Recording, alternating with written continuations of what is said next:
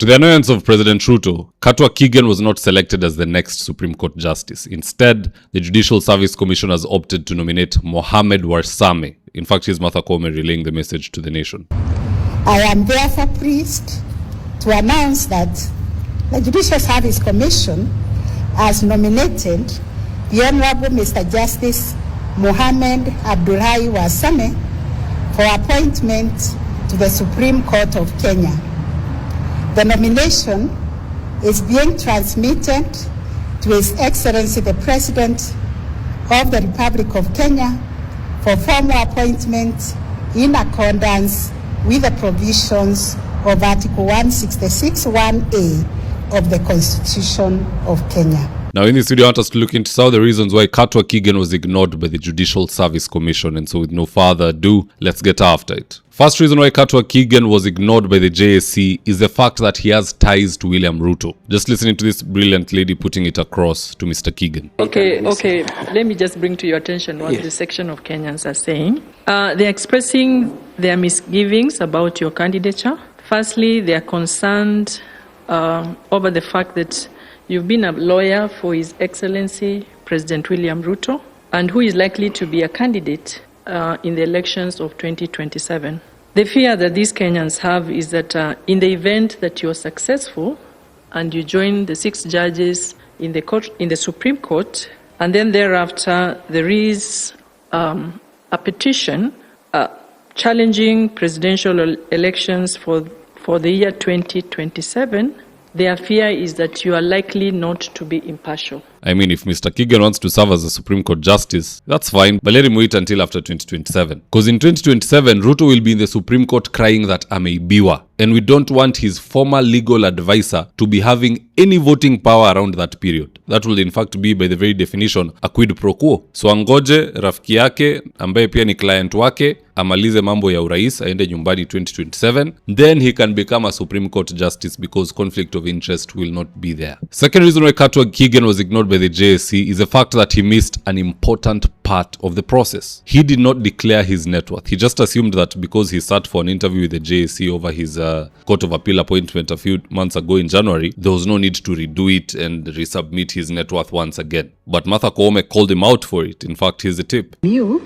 When we called out for the applications, there was a list of documents you are supposed to provide. We called for these applications. The advertisement was on 13th January and it was closing on the 17th of February. And we give instructions on how you are to apply and the documents you provide. The list of documents are many. You provided others, except you did not provide a current declaration of income and liabilities as at the making of the application using the prescribed form. What you gave us was a previous declaration you had made for the Court of Appeal.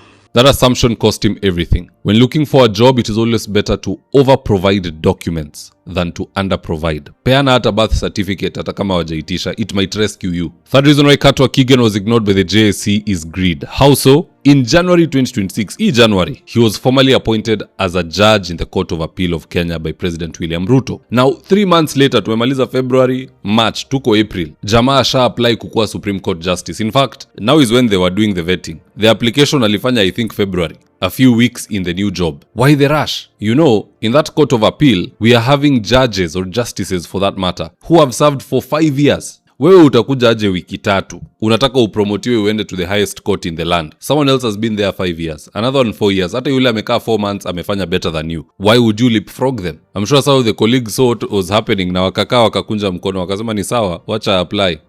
Tuone kama judiciary imekuwa kama jeshi where corruption inafanya mtu atoka kadeta na rushwa next level sababu unajua some major or whatever. You have to follow the process. Even Elisha was Elijah's apprentice for quite some time. Then when Elijah was taken by the chariots of fire, Elisha akaachiwa aendelee na hiyo mambo ya uprofet. He didn't just come from nowhere, ati amekaa hapo siku mbili. Can you imagine if some fellow came and hanged out with Elijah for 2 days and he became the prophet over Elisha? So that greed, or should I call it overambition, was very, very misguided. Ukipata kazi, fanya hata 4 months, 5, at least 6 months, half a year, and then try your luck. And in fact, the main suspicion here by Kenyans is that this application alisukumiwa. Sijui ni Aaron Cheriot, sijui ni Kasongo mwenyewe, ama ni Murkomen walimwambia hapana, wewe ni mtu wa nyumbani, enda jaribu. That's a possibility. In fact, that is what most Kenyans assumed, because they are looking at the speed of how things are being fast-tracked. Hii inaenda mbio kama ile impeachment ya Gachagua. Bunge inamaliza haraka, 1 am inapelekwa Senate, na kuna watu wa kuipokea hiyo 1 am. Why are they not in the house? What's the rush for? So when you put 2 and 2 together, the reasons why Katwa Kigen was rejected,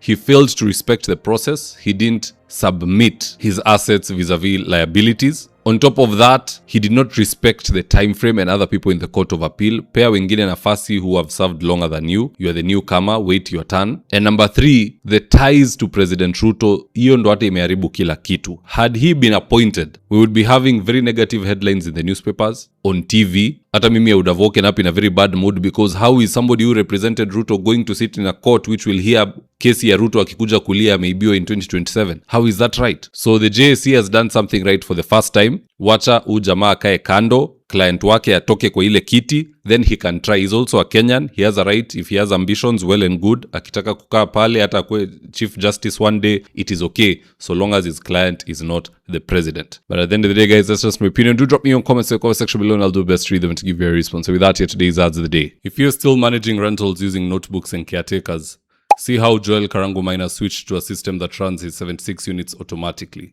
Every month, caretakers traveled to his office with handwritten records. Balancing the math took hours. Payments never merged and tenants never got receipts. Then Joel switched to Bomahat, Kenya's award-winning property management software. Now payments update automatically, receipts go out via SMS, and every report is just 1 click away. He now runs all 76 units from his phone.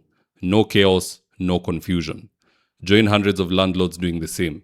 For more information, please call 0717-512-483 or visit www.bomahat.com. If you're in need of electrical wiring, solar installation, or electrical fittings such as strip lights, snake lights, downlighters, or chandeliers, contact Engineer Wycliffe at 0707-476-602 and he'll get your house dapped up.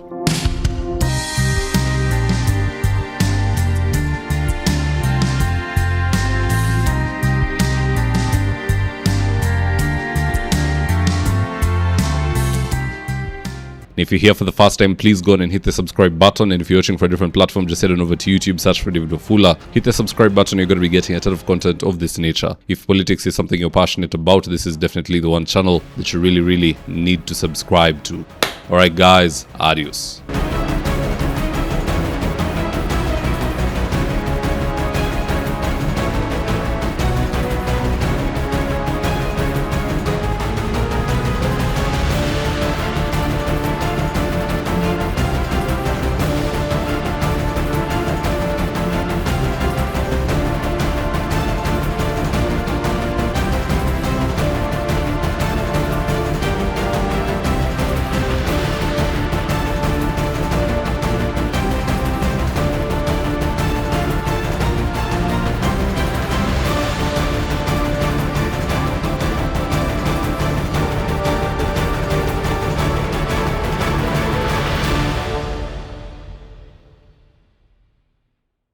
Thank you for choosing David Wafula as your primary news platform. We put countless hours in research, recording, and editing. By showing up each and every day to watch our videos, you encourage us to generate more videos for the viewers. We are on a mission to inform, educate, and build a better tomorrow. To our thousands of followers in a world full of presidents, kings, and queens, you are the real gem. Adios.